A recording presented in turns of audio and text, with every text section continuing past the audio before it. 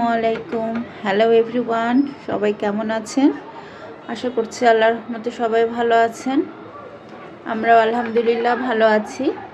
তো আজকে আমার রুমের ভিতরে যে ইনডোর প্ল্যান্টগুলো রাখি সেগুলো অনেক দিন ধরেই মনে করছি যে একটু পরিচর্যা করব, কিন্তু সময়ের অভাবে করতে পারছি না। যে দেখছেন, যত্ন না নেওয়ার অভাবে এই দুইটা পাতা হলুদ হয়ে গিয়েছে।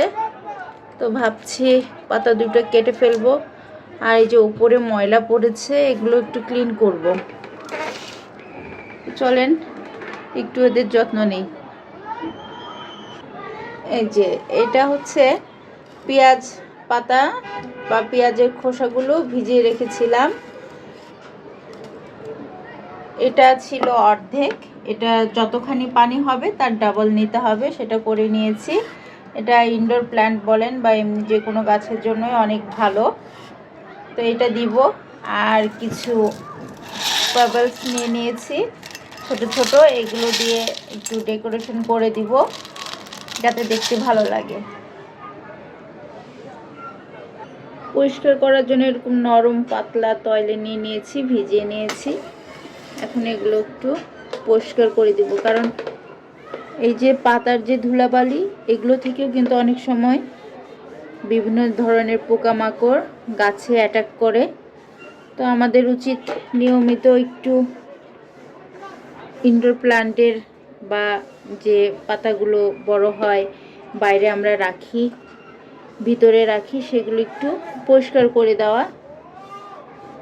আর শীতকাল আসছে, পাতাগুলোর ওপরে একটু এক্সট্রা যত্ন নিতে হবে গাছগুলোর জন্য।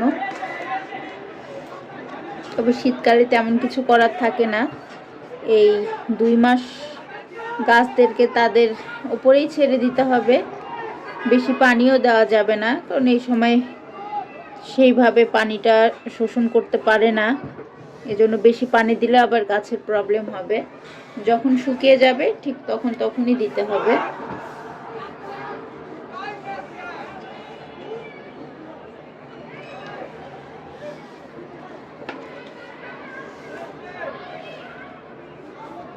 এইখান থেকে পাতা কাটিং করে স্নেক প্ল্যান্টের আবার চারা করব ভাবছি।